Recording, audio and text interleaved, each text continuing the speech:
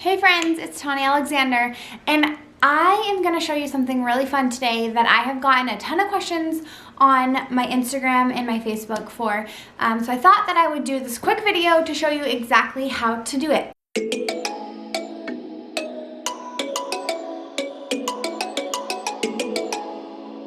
So today I'm going to do a little tutorial on how to make your hair look like this. A picture of the hairstyle that people keep asking, and I'm going to show you exactly what I use to achieve this look and how I do it. Okay, so first off, I use three things. I am going to use the Bedhead Wave Artist, so it's purple, it looks like this. I'll post a link in the description of where you can purchase it. It looks like that. So it gives you more of a deeper wave. I don't know if any of you guys watching are born in the 80s or 90s and you use the 3-barrel curling iron, I think is what we called it when we were teenagers, but it gave you a little more tighter waves. This is going to give you a little bit looser waves. I use two products. I use the Launch Heat Shield. I love this heat shield. So you can see that. So I love to use the heat shield because I feel like anytime you use a waver of any sort, you're leaving the heat on your hair longer than normal. With the straightening iron, you can go pretty quickly. With the waver, you kind of clamp down. So I think it's super important to use a heat shield. And like I said, this is the Launch one. I will post a link in the description for that as well. And then I use a holding spray. So this is the SeneGence Thickening and Volumizing Holding Spray. I love it because it's lightweight, and when you do a 3-barrel look, you don't want your holding spray to be super firm because you don't want it to be crunchy. You want to spray it a little bit so it holds. It isn't going to make your hair too crunchy or too hard. You just want it to be a lightweight holding spray for that. Okay, and one more tip that I want to share with you guys. I don't like doing this on the first day that I wash my hair. I tried it one time and it just made it a little poofy because my hair was so clean. It was more poofy than I liked it to be. And so I like to do this on day 2 or day 3 after I've washed my hair. The bouncy house will never turn on. It's not? No. Tell this video and then I'll come help you. What did you just say? What? The bouncy house is not turning on. It's not turning on? So what should we do? Daddy has to fix it. Daddy has to fix it? Yeah. Oh, well, he'll be home soon to come fix it, okay? Yeah. I love you. So I just find that day 1 of washing your hair, it makes it a little more poofy than I prefer. So I like to use this waver on day 2 or day 3 after I washed my hair. So let's get to it. The first step that I do is I like to do the waves in sections. So I currently have hair extensions. I have beaded wefts in my hair, so I go per row. Okay, so I like to do it per section. I'm gonna do the bottom row first. And what I like to use to pull my hair up are these Invisibobbles. So they are hair ties, but the awesome thing about them is it doesn't leave any kinks in your hair. So if you haven't tried them yet, you totally need to try them because you can wear your hair in a pony and then the next day not even have to worry about that weird ponytail line. So it's perfect for pulling your hair up. Okay, so I'm gonna apply the heat shield to my hair and just spray it all over before I get started. Then I take the hair and I section it per side. And I'm going to take maybe about an inch wide piece of hair, grab this, and then just clamp it. I don't keep it on each section for too long because like I said, I don't like my waves to be too intense. So there you can see that's all of my natural hair. So take another section, clamp it. And one thing that is important to remember is I don't go to the very bottom. I leave the very bottom straight. I don't want the bottom to kind of curl in or anything. So I'm gonna do this. This is with my extensions now. Just clamp it and move down your hair. Like I said, don't leave it on too long because you don't want to cause damage from the heat, but long enough that you get the wave that you're looking for. And then I have one more piece right here. I'll do that, and sometimes I'll comb it out because you want it to be smooth before you put it in so that the waver makes a smooth wave.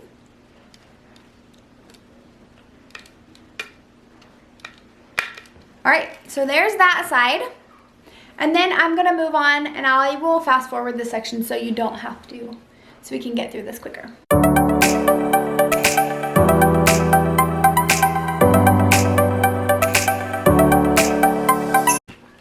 Okay, so there's the bottom section. The bottom section of my hair is done. There it is. So I'm gonna just put that in the back. I'm gonna let my hair down and move on. So I do this in 3 sections, okay? So now I'm gonna pull up just like the top small section of my hair. About this much. I'm gonna pull that up. Put it on the top of my head with the Invisibobble. And then get started on the second row. So I'm gonna pull the second half up to the front. I like to brush it after it's been up in the ponytail just so that it's smooth. You guys haven't tried this version of the wet brush. It's like the boar hair. I love it. Okay, so there we go. And then again, spray the heat shield all over.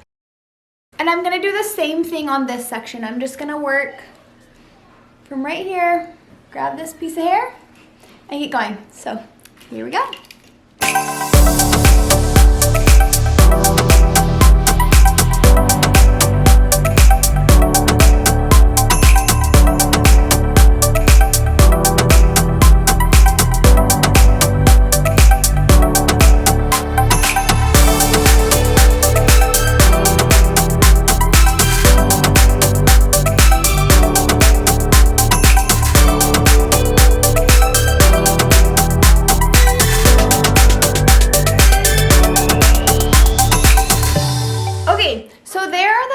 Sections that are done, and then I'm going to do the last section now, so you'll see how I do the top of my hair. And the top of your hair is kind of the most important because that's going to be what most people see and how it lays, right? So you want to pay extra close attention to the top part. So I do the back, and when I do the back, I hold my wand, or yeah, my 3-barrel like this, so that these curls are going to lay towards the back.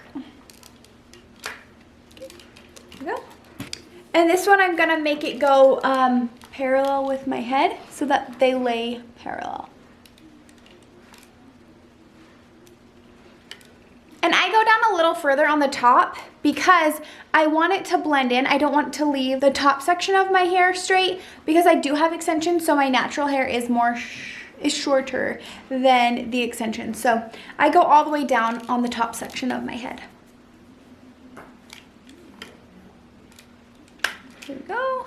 And be careful, like pay close attention to the hairs that are at the front of your face because that's also what will be seen. So when I do this side of my hair, I'm going to sort it in 2 sections just so the pieces aren't too thick up and down wise. So I just lay it to the side and then I'm gonna do this part.